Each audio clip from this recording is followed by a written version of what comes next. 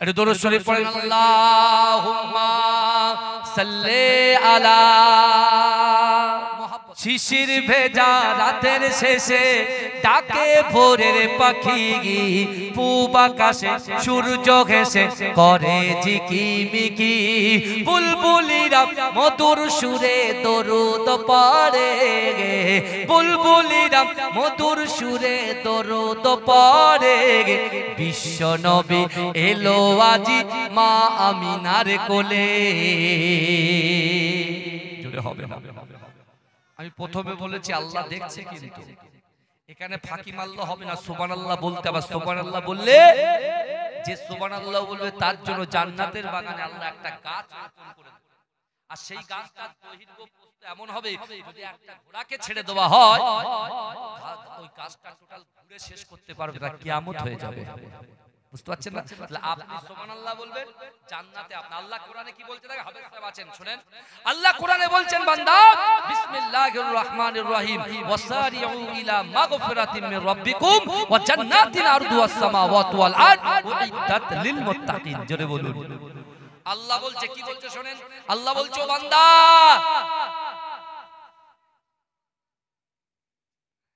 আল্লাহ বলছে বান্দা ওয়াসারিউ ইলা মাগফিরাতিম মির রাব্বিকুম। ওর মাথা ঠিক না, আমি কিছু বলছি না, ডিস্টার্ব করবেন না, কিচ্ছু হবে না, থাক। আমি ওর দিকে কানই দিচ্ছি, কোনো চাপ। আল্লাহ বলছে বান্দা তোমরা অতি দ্রুত অগ্রসর হও, আমি আল্লাহ আমার ক্ষমার দিকে। বাবাজি রাত জেগে কেন আমরা এই মাদ্রাসার সামনে বসবো বলেন তো?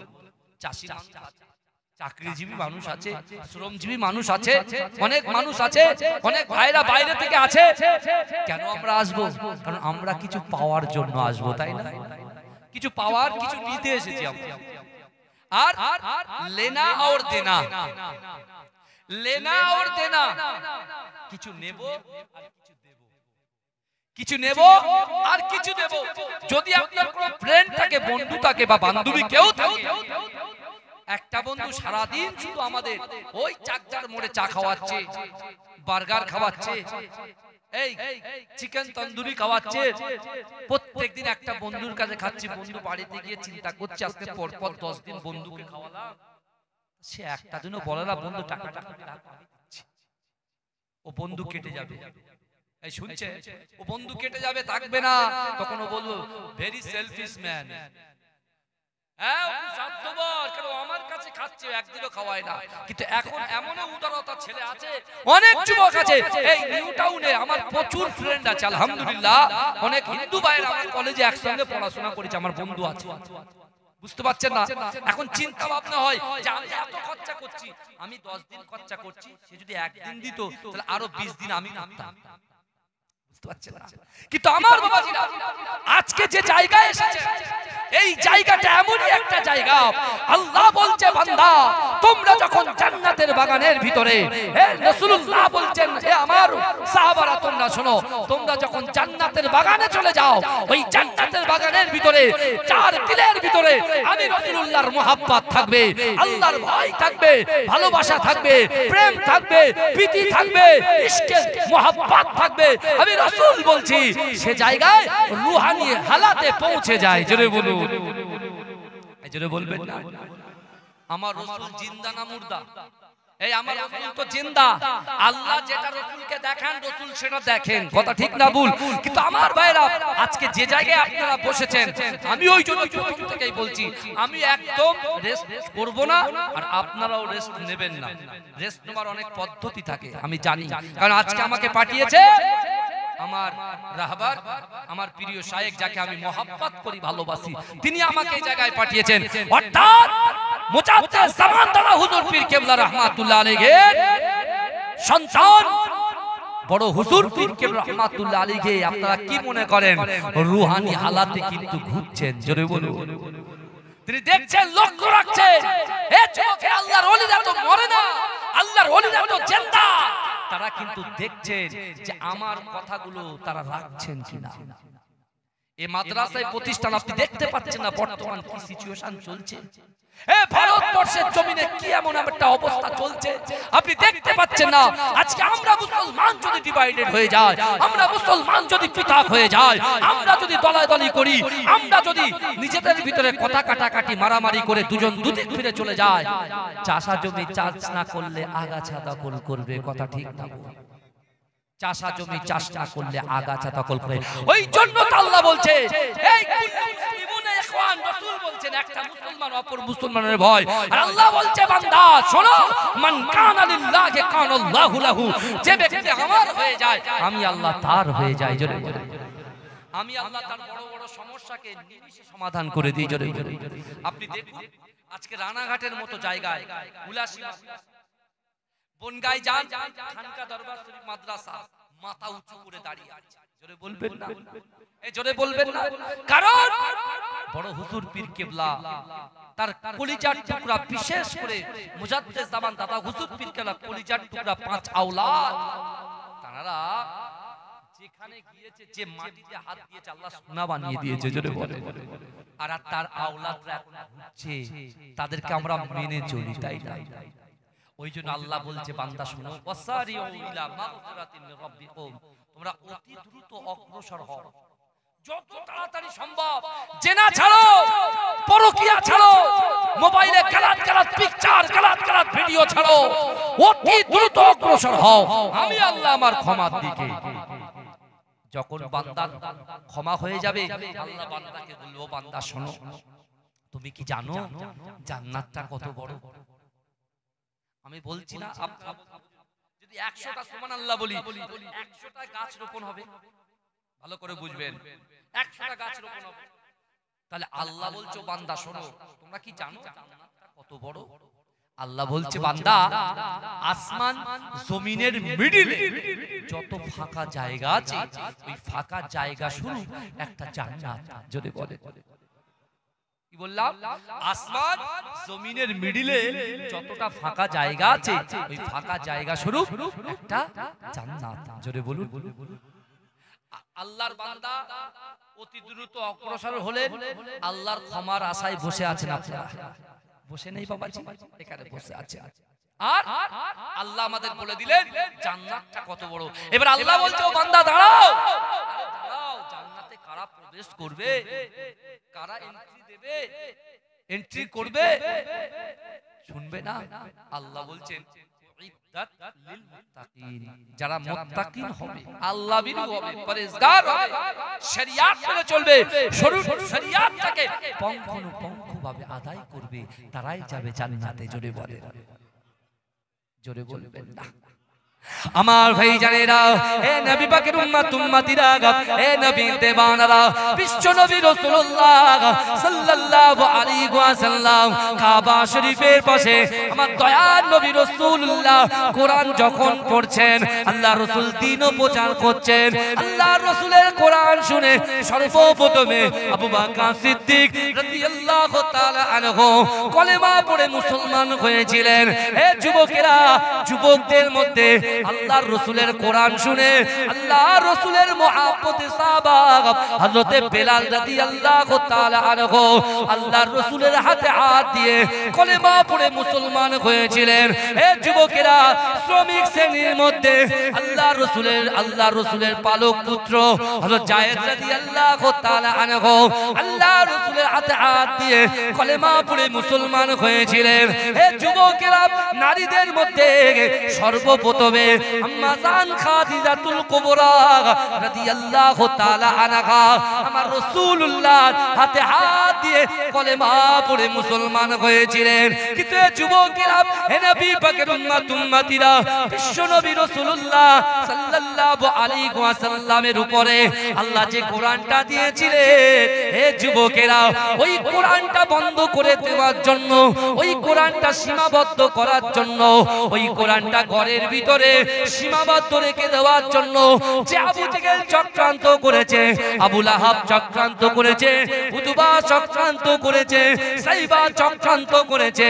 হে যুবকেরা, আল্লাহ আল্লাহ রাসূল বলেছে আবু জেহেল আবু জাহেল আবু লাহাব না না না আমি রাসূলুল্লাহ কোরআনটাকে সারা বিশ্বের জমিনে বন্টন করে দেব এই যুবকেরা তারা এমন করে মাথা হ্যাট করে চলে যায় কিন্তু না না না না না আল্লাহর রাসূল আবু জেহেলের ভয় করলেন না আবু লাহাবের ভয় করলেন না উতবার ভয় করলেন না সাইবার ভয় করলেন না হে যুবকেরা হে নবী পাকের উম্মতিরা আবু জেহেল বাড়ি চলে গেছে আবু জেহেল বাড়ি যাবার পরে রাতের বেলা ঘুমাতে পারছে না একবার এপাশ করে একবার ওপাশ করতে শুরু করে হে যুবকেরা আবু জেহেলের স্ত্রী উম্মে জামিল সেও ঘুমায় না আবু জেহেল বারবার তার স্ত্রীকে বলছে হে উম্মে জামিল তুমি তাড়াতাড়ি ঘুমিয়ে যাও তাড়াতাড়ি ঘুমিয়ে যাও উম্মে জামিল মনে মনে চিন্তা করে আবু জেহেল আমাকে এই কথা তো কোনোদিন বলে না না না না আজকে রজনীতে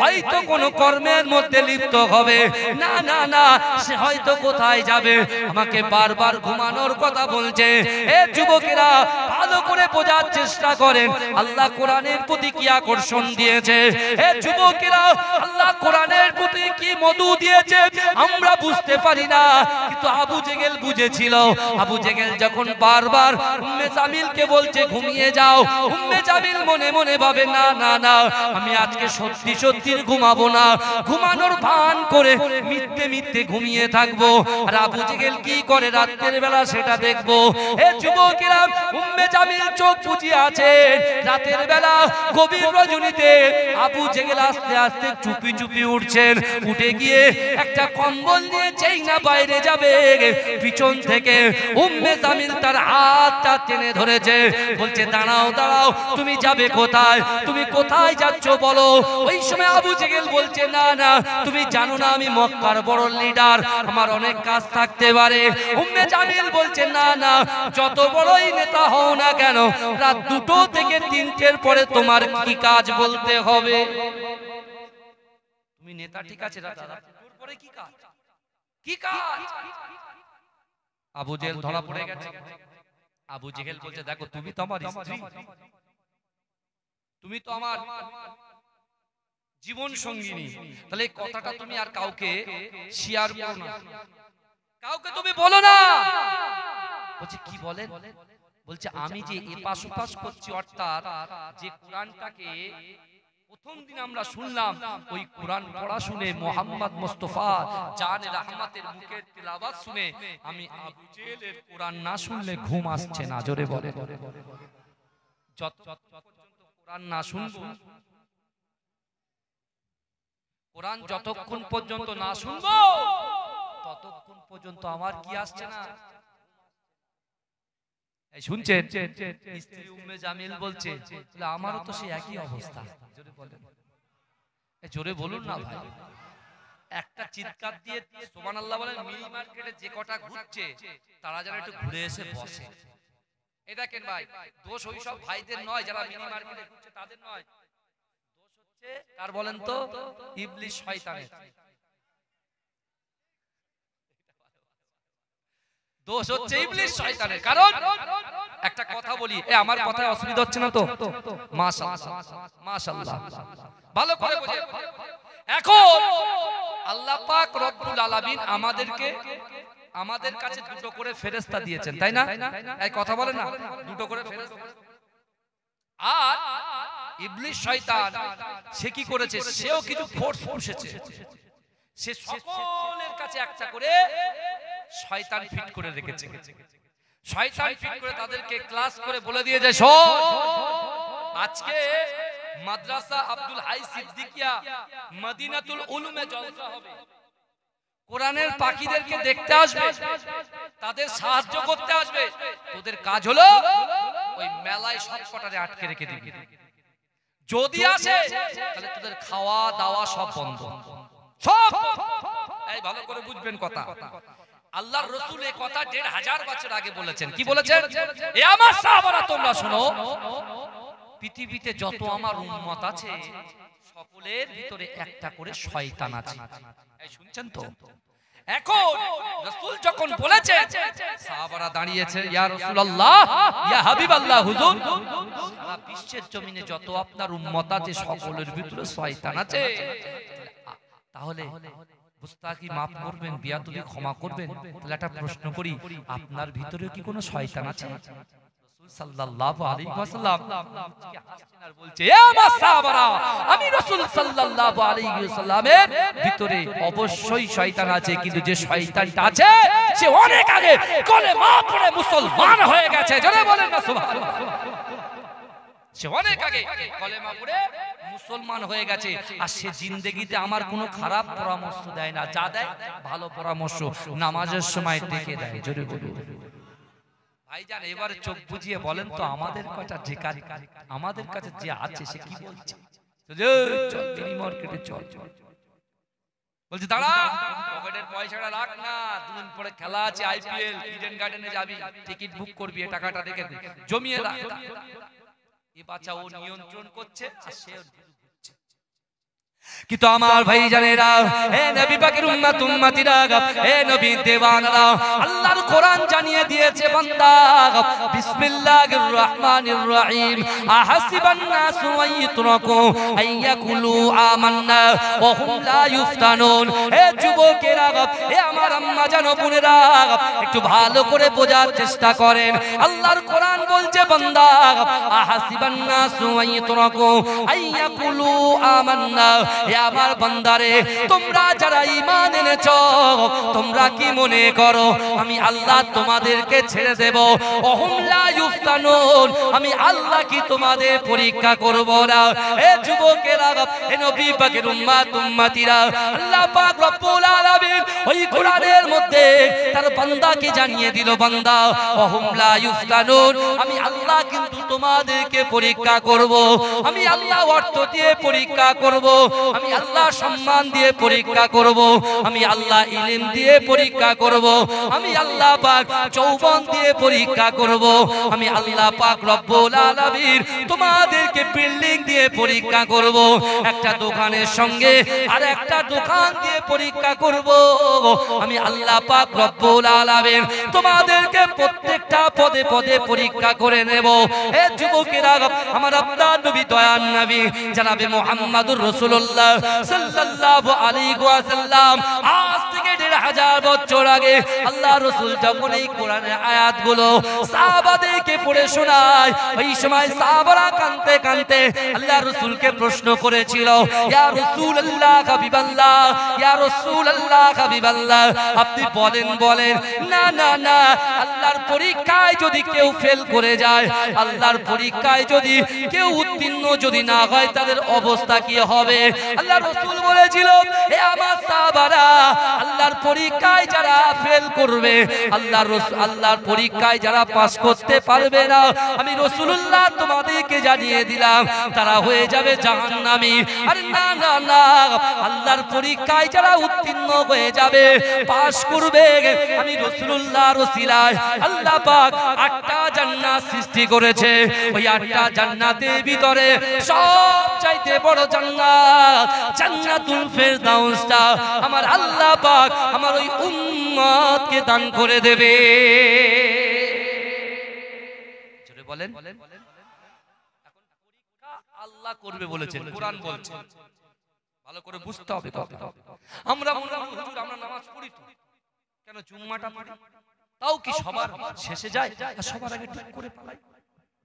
বুঝতে পারছেন? যারা আমরা এখানে বসেছি বাবাজি, বিশ্বাস করুন, আমাদের বাপ মা আত্মীয় স্বজন পাড়াবাসী গ্রামবাসী শ্বশুরকুল শাশুড়িকুল পিতৃকুল মাতৃকুল যেবা যারা আমাদের ছেড়ে ছেড়ে গহীন কবরে চলে গেছে, যাদের বুকেতে আমরা মিনহা খালাকনাকুম ওয়া ফিহা নুঈদুকুম ওয়া মিনহা নুখরিজুকুম তারাতান উখরা বলে ৩ মুঠো মাটি দিয়ে চলে এসেছি। মেহেরপুর মাদ্রাসায় আপনি এসেছেন, বিশেষ করে ভালো করে বোঝেন, যে জায়গায় আপনারা এসে বসেছেন, যারা এসে বসেছেন তাদের বাড়ির ছেলেগুলো, তাদের বাড়ির মেয়েগুলো, তাদের বাড়ির আওলাদ, তার সন্তানগুলো যারা এখানে পার্টিসিপেট করেছে অর্থাৎ জয়েন করেছে বা যে দাওয়াতটা অ্যাকসেপ্ট করেছে, গ্রহণ করেছে, বিশ্বাস করুন এই জান্নাতের বাগানে বসার জন্য আমার আল্লাহ পাক রব্বুল আলামিন আমার আপনার বাপের কবরে অটোমেটিক সব পৌঁছে।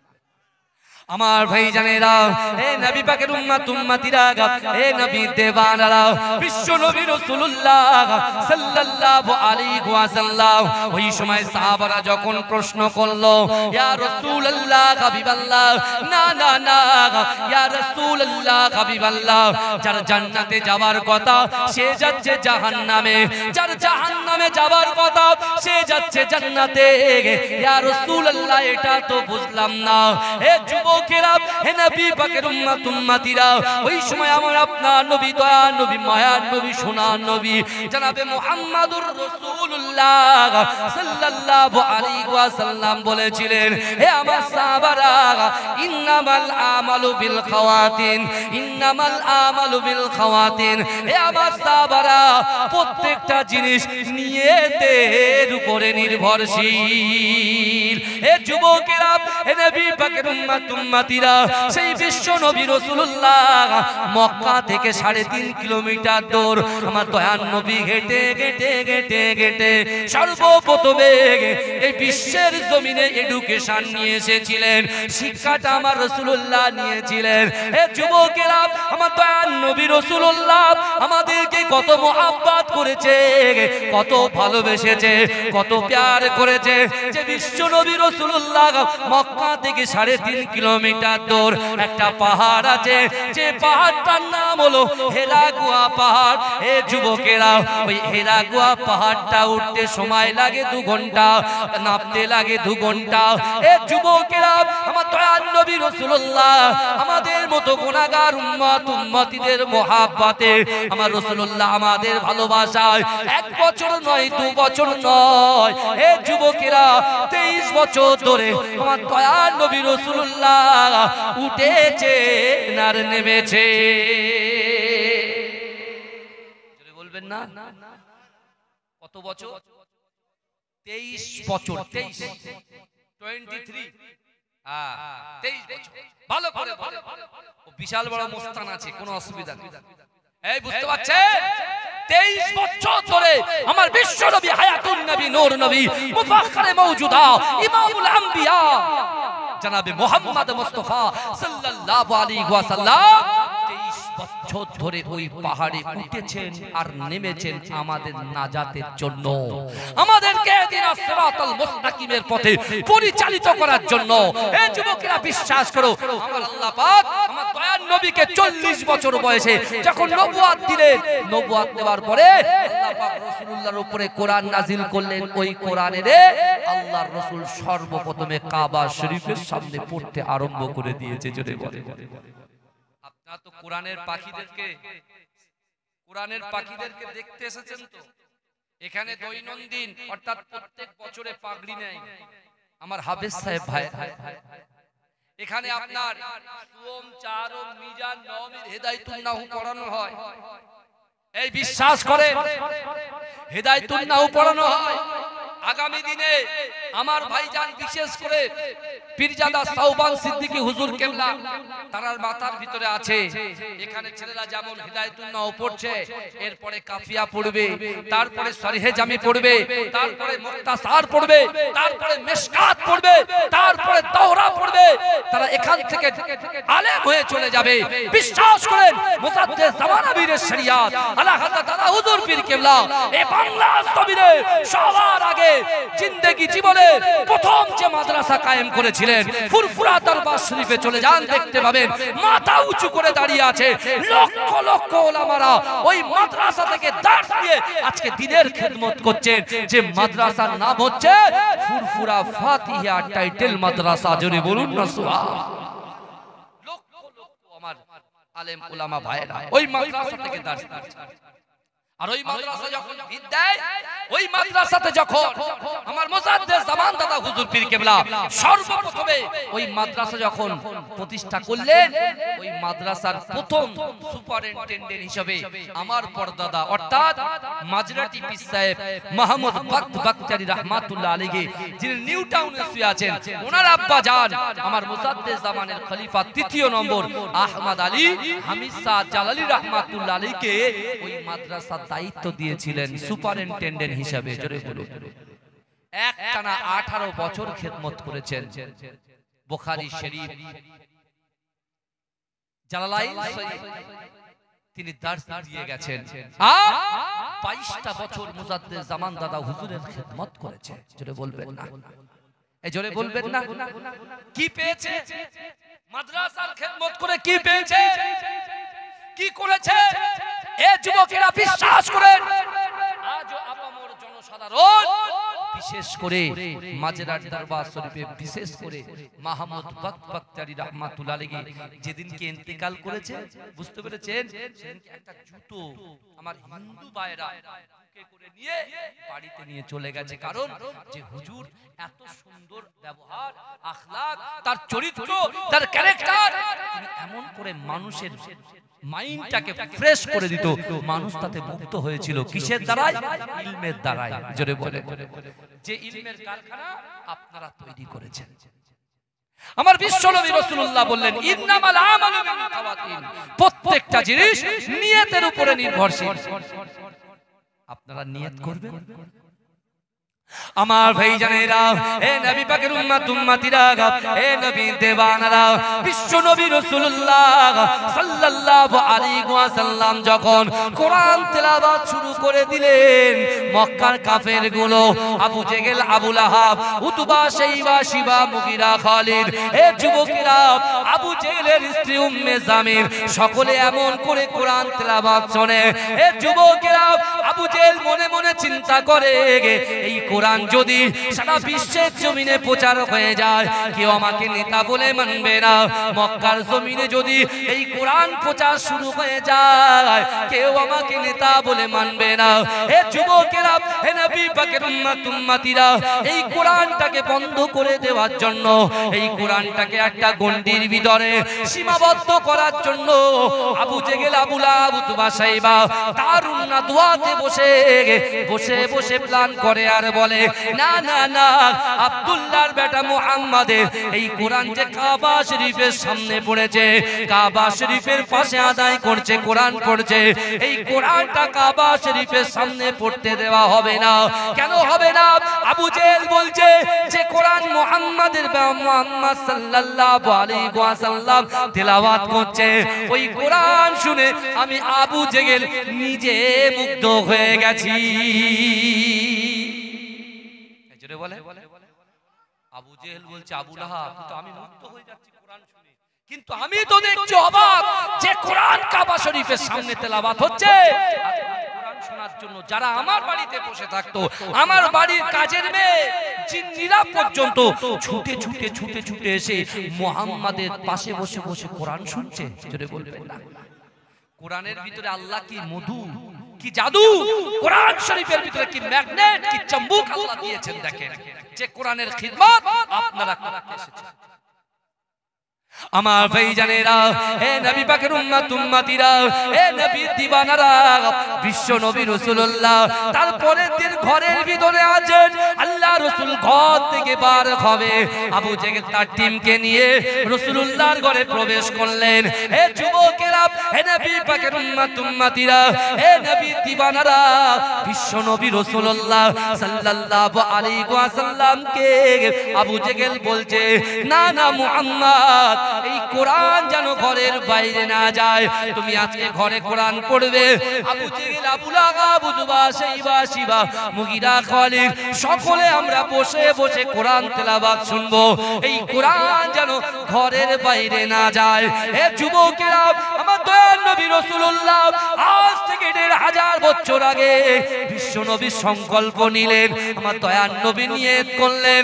হে যুবকেরা, আমার দয়ার নবীকে যখন ভয় দেখানো শুরু করলেন, আল্লাহ রাসূল মাথা নাড়ে, না না না, আমি রাসূলুল্লাহ কোরআন বাইরে ছাড়া ভিতরে পড়বো না। হে যুবকেরা, আমার রাসূলুল্লাহকে উপঢৌকন দিতে লাগলেন, আমার রাসূলুল্লাহকে একের পর এক অফার দিতে লাগলেন। আমার দয়ার নবী রাসূলুল্লাহ চোখটা বুজিয়ে উম্মতের কথা চিন্তা করলেন, না না না, দুনিয়ার মোহে পড়ে, দুনিয়ার লোভে পড়ে আমার উম্মত উম্মতিরা যখন পথ ভ্রষ্ট হয়ে যাবে, আমার উম্মত উম্মতিরা সঠিক পথের দিশা থেকে কুপথের দিশা অবলম্বন করবে, আমি রাসূলুল্লাহ যদি তাদের কথায় কোরআনটাকে একটা সীমা সীমাবদ্ধ জায়গায় রাখি, আমার ওই সকল উম্মতিরা হেদায়েত পাবে কি করে? হে যুবকেরা, হে নবী পাকের উম্মতিরা, ওই সময় দয়ার নবী চোখটা বুজিয়ে অঝর নয়নে ঝরঝর করে কাঁদে আর আকাশের দিকে তাকায়। আমার আল্লাহ পাক রব্বুল আলামিনকে রেখে আমার দয়ার নবী বলেছিলেন, না না হে আবু জেহেল আবু লাহাব, শুনে রাখো, আমি রাসূলুল্লাহ সাল্লাল্লাহু আলাইহি ওয়াসাল্লাম এই কোরআনটাকে সারা বিশ্বে বন্টন করে দেব। জোরে বলা যাবে না? নারে তাকবীর, নারে তাকবীর। আল্লাহ রাসূল বলছে, আবু বকর ঘাবড়াওনি, আবু জেহেলরা এসেছে তো কি হয়েছে? সর্বপ্রথমে তুমি আমার হাতে হাত দিয়ে কলেমা পড়ে মুসলমান হয়েছো, মন কেন খারাপ করে বসে আছো? আরে নিয়ত করো, সংকল্প করো, আল্লাহ ঠিক পৌঁছে দেবে। জোরে বলে।